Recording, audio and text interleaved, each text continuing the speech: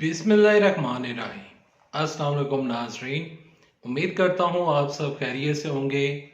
नवाज शरीफ नई मुश्किल में फंस के नवाज शरीफ साहब के लिए इलेक्शन जीतना मुश्किल नहीं नामुमकिन नजर आ रहा है।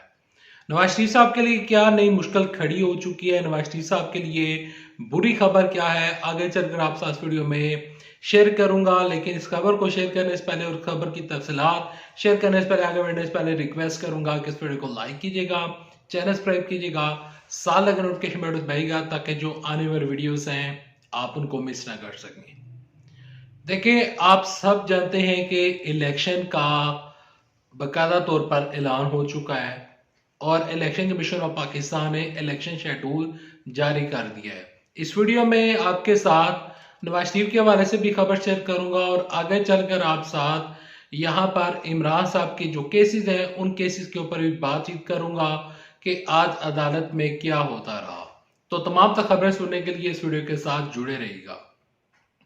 देखिए, नवाज शरीफ साहब जब से इलेक्शन का ऐलान हुआ है, जब से इलेक्शन शेड्यूल सामने आया है, नवाज शरीफ साहब ने अभी तक जलसे का ऐलान नहीं किया। कल तहरीक-ए-इंसाफ ने एक वर्चुअल जलसा किया जिसके ऊपर मैं आज सुबह से देख रहा हूं, सुबह से पढ़ रहा हूं, मुस्लिम लीग नून वाले एतराज उठा रहे हैं कि तहरीक-ए-इंसाफ ने जो वर्चुअल जलसा किया उसमें जो टेक्नोलॉजी यूज की गई, उसमें बॉट्स इस्तेमाल किए गए और जो वहां पर व्यूज हैं, जो वहां पर लिसनर थे, वो फेक थे। चले मान लेते हैं कि वो फेक थे, मैं उनकी बात से एग्री कर लेता हूं।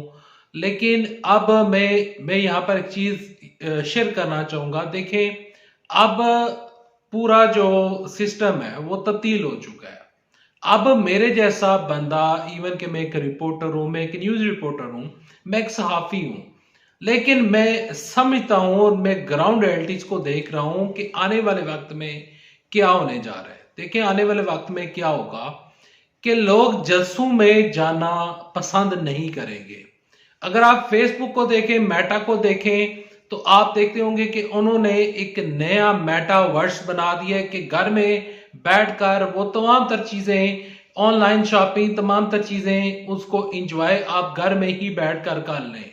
तो आने वाले दिनों में चाहे वो मुस्लिम लीग नून हो, पीपल्स पार्टी हो, JUIF हो, तमाम तर लोगों को अपने घरों में बैठकर जलसा करना पड़ेगा और वो जलसे वर्चुअल जलसे हुआ करेंगे। क्योंकि आजकल कोई भी नौजवान है, कोई भी बूढ़ा है, कोई भी बच्चा है, उसको जलसे में जाने का शौक नहीं रहा। लोग जलसों में जाकर अपना पूरा टाइम जाया करते हैं, गाड़ियां बुक करवाई जाती हैं, रैलीज निकाली जाती हैं, सिर्फ और सिर्फ शोर शराबा होता है। जो जलसे कर रहे होते हैं उनका भी टाइम जाया हो रहा होता है, उनका पैसा जाया हो रहा होता है। लेकिन अब सिस्टम तब्दील हो चुका है, तो लिहाजा आने वाले दिनों में ये जो जमातें हैं, मुस्लिम लीग नून, पीपल्स पार्टी, इन चीजों को इनका एहसास होगा कि जलसे नहीं करने बल्कि ऑनलाइन जलसे करने हैं ताकि लोग घरों में बैठकर ही जलसे एंजॉय कर सके। बढ़ते हैं, नवाज शरीफ साहब के लिए बुरी खबर क्या है। नवाज शरीफ साहब के लिए बुरी खबर यह है कि नवाज शरीफ साहब ने अभी तक जलसे का ऐलान नहीं किया कि किस जगह पर नवाज शरीफ साहब पहला जलसा करेंगे, अवामी पावर शो करेंगे, वहां पर जाकर अपनी पावर का मुजाहरा करेंगे कि मेरे पास इतनी पावर है, मेरे पास इतने बंदे हैं। लेकिन नवाज शरीफ साहब बिल्कुल खामोश बैठे हुए हैं। पूरे दिन में नवाज शरीफ साहब का एक बयान भी सामने नहीं आता।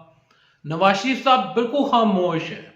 मरियम नवाज शरीफ साहब का ट्विटर अकाउंट वो भी खामोश है।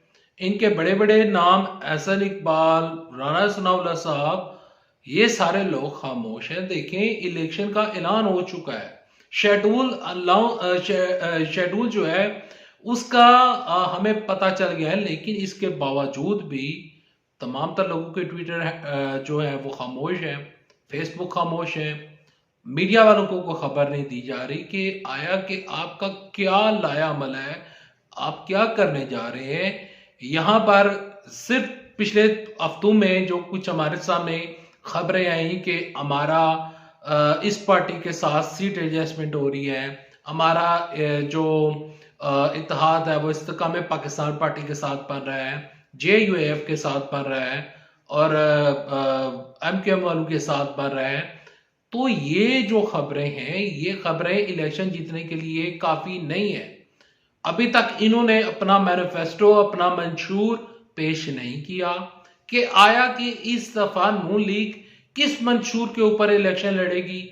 इस्तेकाम पाकिस्तान को अगर हम देखें तो इस्तेकाम पाकिस्तान पार्टी ने अपना मंशूर अनाउंस कर दिया है, जो कि बिल्कुल भी इलॉजिकल चीज है। जो कुछ उन्होंने कहा है कि हम बिजली फ्री देंगे, गैस फ्री देंगे, वो चीजें पॉसिबल नहीं है, लेकिन उन्होंने मंशूर दे दिया कि हम ये चीजें प्रोवाइड करेंगे।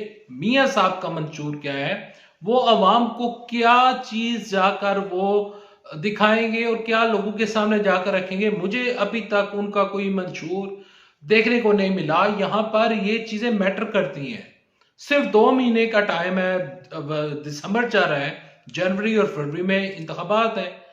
जब तक आप मंशूर सामने नहीं रखेंगे, जब तक जलसे नहीं करेंगे, टिकट फाइनल नहीं करेंगे, तो मियां मोहम्मद नवाज शरीफ साहब इलेक्शन जीतना मुश्किल नहीं आपके लिए नामुमकिन नजर आ रहा है। यहां पर आपको अभी से ही चीजें बतानी पड़ेंगी। हम मीडिया वालों को आपने कोई गाइडलाइन देनी कि आप कर रहे क्या जा रहे हैं। आप हमें कुछ भी नहीं बता रहे, आपके वर्कर्स को नहीं पता, आपके बड़े बड़े लीडरान जो हैं उनको नहीं पता कि आप आया कि कर रहे क्या जा रहे हैं, और इसी वजह से आप लोग कंफ्यूजन का शिकार है। मैं इसी वजह से कह रहा हूं कि नवाज शरीफ साहब नई मुश्किल में फंस चुके हैं। एक नई मुश्किल खड़ी हो चुकी है नवाज शरीफ साहब के लिए कि वो क्या चीज करें कि लोग उनकी तरफ माइल हों।